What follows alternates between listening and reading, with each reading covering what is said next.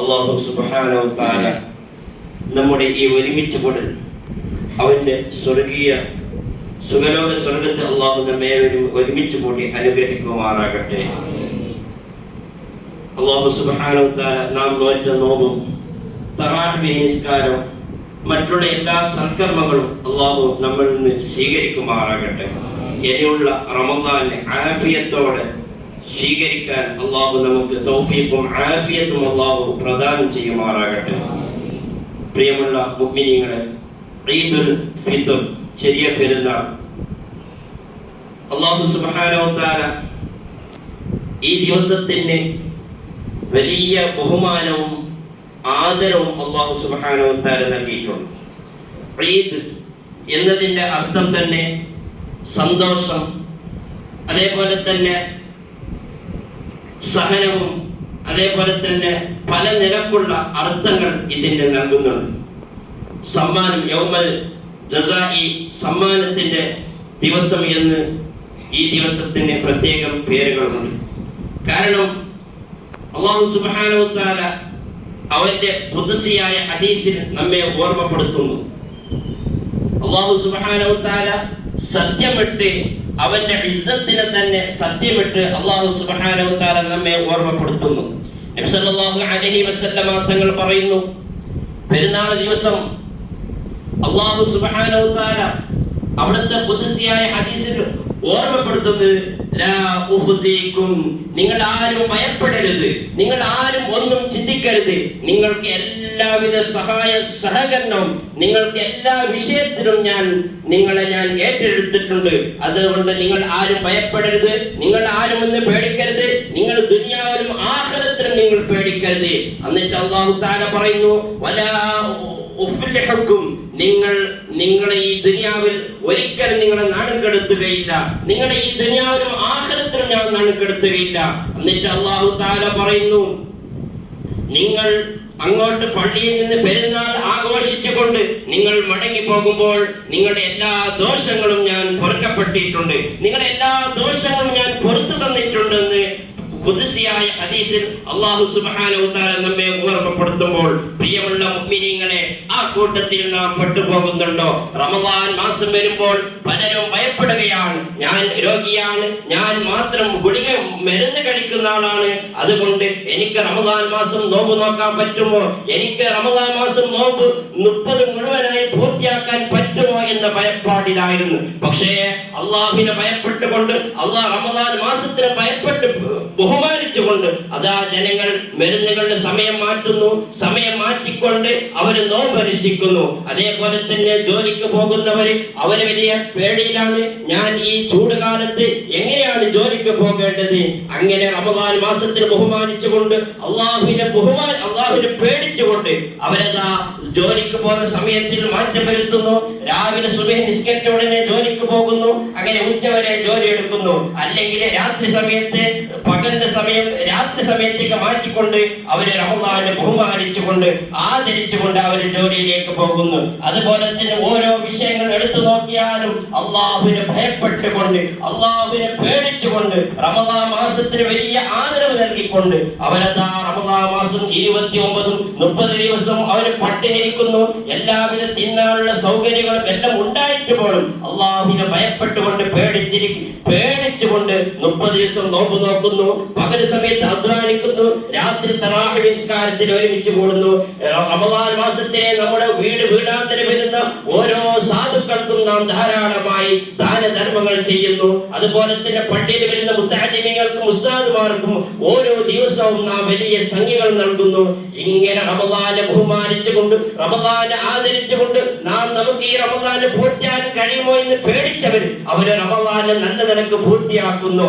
അങ്ങനെ പൂർത്തിയാക്കിയവർക്ക് അല്ലാഹു പറയുന്നു, നിങ്ങൾ പെരുന്നാൾ ആഘോഷിക്കുമ്പോൾ ആഘോഷിച്ചുകൊണ്ട്, നിങ്ങൾ പെരുന്നാൾ നിസ്കാരം കഴിഞ്ഞു പോകുമ്പോൾ നിങ്ങളുടെ എല്ലാ ദോഷങ്ങളും ഞാൻ പുറത്തു തന്നിരിക്കുന്നു എന്ന് പറയുമ്പോൾ അതാ നാം അള്ളാഹുവിലേക്ക് പെരുന്നാൾ നിസ്കാരത്തിന്റെ പ്രധാനമായ ഒരു ഭാഗമാണ് പെരുന്നാൾ നിസ്കാരം എന്നുള്ളത്. അതാ ആ പെരുന്നാൾ നിസ്കാരത്തിന് വരുന്നതിന് മുമ്പായി റമദാൻ മാസം 30 നോമ്പ് നോക്കുമ്പോൾ അതിൽ വരുന്ന ന്യൂനതകൾക്ക് പരിഹരിക്കാൻ വേണ്ടി അല്ലാഹു തആല നമ്മോട് കൽപ്പിക്കുന്നു ഫിത്ർ സക്കാത്ത് നൽകുക എന്നുള്ളത്.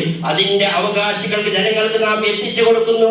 ജനങ്ങളിലേക്ക് നാം പാവപ്പെട്ടവരായി ബന്ധപ്പെടുന്നു, അവരോട് നാം സഹകരിക്കുന്നു, അവരുമായി നാം ഇടകലരുന്നു.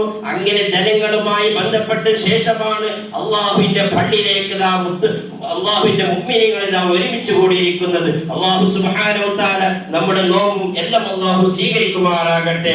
അതുകൊണ്ട് നബി സല്ലല്ലാഹു അലൈഹി വസല്ലം തങ്ങൾ പറയുന്നു, ഇന്നത്തെ ദിവസം മലായികത്ത് വലിയ അത്ഭുതപ്പെടുകയാണ്, മലായികത്ത് വലിയ സന്തോഷിക്കുകയാണ്. അള്ളാഹുവിന്റെ അടിമകളായ ഈ മുഅ്മിനീങ്ങൾക്ക് അല്ലാഹു സുബ്ഹാനഹു വ തആല പുറത്തു കൊടുക്കുമ്പോൾ മലായികത്തിന് വലിയ അത്ഭുതം തോന്നുന്നു, വലിയ സന്തോഷം കാണുന്നു. അതുകൊണ്ട് പ്രിയമുള്ള മുഅ്മിനീങ്ങളെ, നാം ഇനിയുള്ള ദിവസം, ഇനിയുള്ള മുമ്പോട്ടുള്ള ജീവിതം നമുക്ക് നിസ്കരിക്കാൻ ധാരാളമായി ഖുർആൻ ഓതാൻ സമയം കണ്ടെത്താൻ കഴിയും. നമ്മുടെ ജോലി തിരക്കിനിടയിൽ നമുക്ക് കൃത്യമായി നിസ്കരിക്കാൻ കഴിയും. മറ്റുള്ള എല്ലാ വിഷയങ്ങളിലും റമദാൻ 30 ദിവസം നാം ഏത് നിലക്കാണോ റമദാനെ ബഹുമാനിച്ചത് അതുപോലെ ഇനിയുള്ള ദിവസം അല്ലാഹുവിനെ പേടിച്ചുകൊണ്ട് നിസ്കാരം ഖളാ ആക്കാതെ മറ്റുള്ള എല്ലാം ഓരോ കാര്യങ്ങളും കൃത്യമായി നാം പാലിക്കാൻ നമ്മെ കൊണ്ട് സാധിക്കുമെന്ന് ഇതിൽ നിന്ന് നമുക്ക് മനസ്സിലാക്കാൻ കഴിയും. അതുകൊണ്ട് പ്രിയമുള്ള മുഅ്മിനീങ്ങളെ, ഇനിയുള്ള മുമ്പോട്ടുള്ള ജീവിതം നാം റമദാനോട് മുമ്പോട്ടുള്ള ജീവിതം നല്ല നിലക്ക് കൊണ്ടുപോകണമെന്ന് ഈ സമയത്ത് ഓർമ്മപ്പെടുത്തിക്കൊണ്ട് പ്രിയമുള്ള മുഅ്മിനീങ്ങളെ, നാം പ്രത്യേകിച്ചും ചെറുപ്പക്കാരോട് പറയാനുള്ളത്, റമദാൻ മാസമാണ്. ഇനിയുള്ള ദിവസങ്ങളിൽ നാം നമ്മുടെ മാതാപിതാക്കളെ ബഹുമാനിക്കുന്നവരാകണം. മാതാപിതാക്കളെ വിഷമമുണ്ടാക്കുന്ന ഒരു പ്രവർത്തനവും നമ്മളിൽ നിന്ന് ഉണ്ടാകാൻ പാടില്ല. യുവത്വത്തിന്റെ പ്രസരിപ്പ് കൊണ്ട് നാം രാത്രി അങ്ങാടിയിൽ പോയിക്കൊണ്ട് 10, 11, 12 മണിവരെ ഇരുന്നു കൊണ്ട് സ്വറ പറഞ്ഞുകൊണ്ട് വീട്ടിൽ വരുന്നു. ഉമ്മ നമ്മെ കാത്തിരിക്കുന്നു. ആ കാത്തിരിക്കുന്ന സമയത്ത് ഉമ്മ അല്പം ഉറങ്ങിപ്പോയതിന്റെ പേരിൽ, കുറച്ച് സമയം ഡോറ് തുറക്കാൻ ലേറ്റായതിന്റെ പേരിൽ നാം ഉമ്മാട് ശകാരിക്കുന്ന ഒരു അവസ്ഥ, അതൊരിക്കലും നമ്മുടെ യുവത്വത്തിന്റെ പ്രസരിപ്പ് കൊണ്ട് ഒരിക്കലും നമ്മളിൽ നിന്ന് ഉണ്ടാകാൻ പാടില്ല. അത് ഉണ്ടായാൽ അല്ലാഹു തആല മാതാപിതാക്കളുടെ തൃപ്തി ഉള്ളവർക്ക് മാത്രമേ അല്ലാഹുവിന്റെ തൃപ്തി ഉണ്ടാവുകയുള്ളൂ. മാതാപിതാക്കൾക്ക് ദേഷ്യമുണ്ടെങ്കിൽ അല്ലാഹുവിന്റെ ദേഷ്യം അവനും ഉണ്ട് എന്ന് നബി സല്ലല്ലാഹു അലൈഹി വസല്ലം തങ്ങൾ നമ്മെ ഓർമ്മപ്പെടുത്തുമ്പോൾ, അതുകൊണ്ട് പ്രത്യേകം യുവാക്കളോട് പറയാനുള്ളത്, മാതാപിതാക്കളെ നല്ലോണം ബഹുമാനിക്കുക, മാതാപിതാക്കളെ നല്ലോണം ആദരിക്കുക. അവരെ ഭാഗത്ത് മോശമായ പ്രവർത്തനം ഉണ്ടായാലും നാം നിർബന്ധമായും അവരെ ബഹുമാനിച്ചേ പറ്റൂ. അല്ലാതെ നമ്മുടെ പലരുടെയും മാതാപിതാക്കൾ ഇന്ന് ഖബറിലാണ്. ഇന്നത്തെ പെരുന്നാൾ ഈ സന്തോഷത്തിൽ നാം അവരുടെ ഹദ്റത്തിൽ പോയിക്കൊണ്ട് അവരോടൊരു സലാം ചൊല്ലിക്കൊണ്ട് ഒരു യാസീൻ സൂറത്ത് ഓതിക്കൊണ്ട് അവരെ പേരിൽ ഒരു ഫാത്തിഹ ഓതിക്കൊണ്ട് ആ മരിച്ചുപോയ മാതാപിതാക്കളുടെ ഖബറാളുകൾ നാം സന്തോഷിപ്പിക്കേണ്ടതുണ്ട്.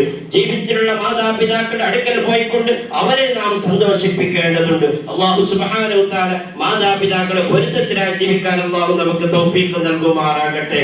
അതുകൊണ്ട് പ്രിയമുള്ള മുഅ്മിനീങ്ങളെ, പെരുന്നാൾ നിസ്കാരം കഴിഞ്ഞതിന് ശേഷം നാം കഴിഞ്ഞ ദിവസങ്ങളിൽ കൃത്യമായി ളുഹർ നിസ്കരിച്ചവരാണ്, കൃത്യമായി അസ്ർ നിസ്കരിച്ചവരാണ്, കൃത്യമായി ജമാഅത്തിൽ ഭാഗമാക്കിയവരാണ്. ഇനിയുള്ള മുമ്പോട്ടുള്ള ദിവസം നാം നമ്മുടെ ജീവിതം സംശുദ്ധമാക്കണമെന്ന് ഓർമ്മപ്പെടുത്തിക്കൊണ്ട് പരസ്പരം എന്തെങ്കിലും മനുഷ്യരാകുമ്പോൾ തെറ്റുകൾ സംഭവിക്കും, തീർച്ചയാണ്.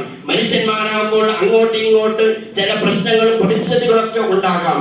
ഈ പെരുന്നാൾ ദിവസത്തിൽ ബഹുമാനിച്ചുകൊണ്ട് ആരെങ്കിലും തെറ്റിയിട്ടുണ്ടെങ്കിൽ അവർ പരസ്പരം പൊരുത്തപ്പെട്ടു കൊടുത്തുകൊണ്ട് പരസ്പരം സലാം ചൊല്ലിക്കൊണ്ട് പരസ്പരം കൈകൾ കൊടുത്തുകൊണ്ട് അവരോട് സന്തോഷത്തോടെ പിരിയണമെന്ന് ഈ സമയത്ത് ഓർമ്മപ്പെടുത്തിക്കൊണ്ട് പ്രത്യേകമായി പറയാനുള്ളത്, ഇന്നത്തെ പെരുന്നാൾ ദിവസം, പെരുന്നാൾ കഴിഞ്ഞതിന് ശേഷം പരസ്പരം അങ്ങോട്ടിങ്ങോട്ട് പിടിക്കൽ സുന്നത്തൊന്നുമില്ല. അത് ദൂരത്ത് വന്നവർക്ക് മാത്രമാണ്. അങ്ങനെ ഒരുത്ത വിദേശത്ത് നിന്ന് അല്ലെങ്കിൽ ഒരു 4-5 മാസം പുറത്തേടെങ്കിലുണ്ട് അയാളെ കണ്ടപ്പോൾ നമുക്ക് എന്താക്കണം, പരസ്പരം ആലിംഗനം ചെയ്യാം.